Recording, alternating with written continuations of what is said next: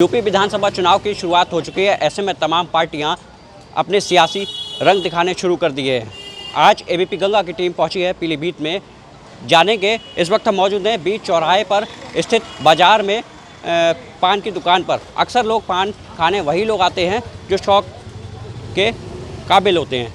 हम कुछ लोगों से बात करेंगे, विधानसभा चुनाव को लेकर क्या तैयारी है, क्या सियासी गर्मियाँ हैं, बात करेंगे। सर, क्या नाम है आपका? मेरा नाम राकेश वर्मा है और इस समय चुनावी माहौल चल रहा है। मैं ये कहना चाहूँगा कि यूपी में जो है भाजपा की सरकार बनना बहुत ज़्यादा ज़रूरी है, क्योंकि जिस तरह से माननीय योगी जी ने काम किए हैं, भ्रष्टाचारियों पे रोक लगाई है, बहुत से ऐसे काम हुए हैं जो हमारी यूपी के लिए बहुत ज़्यादा ज़रूरी हैं।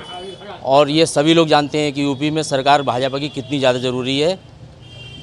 मेरी तरफ से फिलहाल यही है कि मैं यूपी में भाजपा की सरकार ही चाहता हूँ। अच्छा, पीलीभीत के क्या मुद्दे रहेंगे? पीलीभीत के 4 सीटें हैं विधानसभा की, उसमें चारों सीटें पिछली बार बीजेपी के पास गई थी। इस बार भी बीजेपी के पास जा पाएंगी? हाँ, बिल्कुल जाएंगी, क्योंकि जिस तरह से चारों विधानसभाओं में काम हुआ है वो काबिल तारीफ़ है। और हमारे पीलीभीत में तो बहुत ज़्यादा ही जैसे कि हर चौराहे पर सौंदर्यीकरण हुआ है और काफ़ी ऐसे काम हुए हैं। सड़कों का काम हुआ है, फैक्ट्रियों का काम हुआ है। माननीय विधायक जी ने बहुत अच्छे काम कराए हैं। जहाँ तक मेरा आकलन है, स्थानीय प्रशासन और स्थानीय जनप्रतिनिधियों के खिलाफ जनता में आक्रोश है। पार्टी के खिलाफ कोई आक्रोश नहीं है। सरकार बीजेपी की बनेगी। योगी जी ने बहुत अच्छे काम किए हैं। मतलब कहना आपका चेहरे चेंज होंगे? चेहरे चेंज होंगे, ये पार्टी ने संकेत भी दे दिया है। चुनाव की सरगर्मियां तो आ जाती हैं। जितने भी कुकुरमुत्रे होते हैं ये सब चुनाव में ही नज़र आती हैं। जब जनता को ज़रूरत होती है उस टाइम ना कोई प्रतिनिधि दिखता है और ना कोई ऐसा समाजसेवी दिखता है जो जनता की सेवा करे।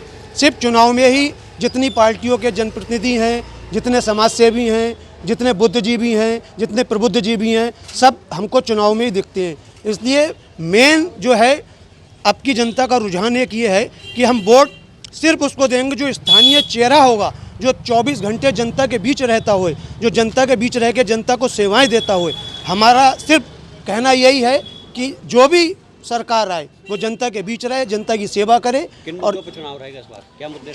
चुनाव मुद्दा एक तो महंगाई, जो कमर तोड़ महंगाई है। उसके बाद आपके जितना एक विकास की जो लोग बात करते हैं वो विकास कागजों में तो दिखता है, लेकिन ज़मीनी हालात में हमको विकास नहीं दिखता है। वो विकास तभी होगा जब वो जनता से तालमेल बना के बात करेंगे। अब सड़कों की बात कह लीजिए, सड़कें बोले साहब, सड़कें की बिल्कुल कहीं कोई गड्ढा नहीं होगा। आप देखिए शहर की वो हालात हैं कई सड़कों के जिनके बद से बदतर हालात हैं। स्थिति तभी सुधरेगी जब जन सामान के साथ तालमेल बनाएंगे, जन सामान के साथ मिलकर कार्य करेंगे, तब जो है शहर में विकास पता लगेगा, तो विकास की लहर दौड़ती हुई नजर आएगी। मेन जो है केवल महंगाई का है।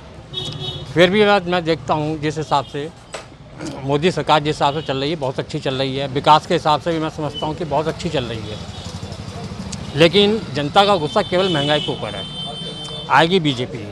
महंगाई और बेरोजगारी एक अहम मुद्दा है पीलीभीत की। अगर बात करें तो महंगाई और जो विकास कार्य हैं, सड़कों की स्थिति खराब है, उन पर अभी ध्यान देना बाकी है। अब देखना यह होगा कि आने वाले विधानसभा चुनाव 2022 में जनता किसको वोट करेगी। कैमरा सहयोगी प्रिंस के साथ विक्रांत शर्मा, एबीपी गंगा, पीलीभीत।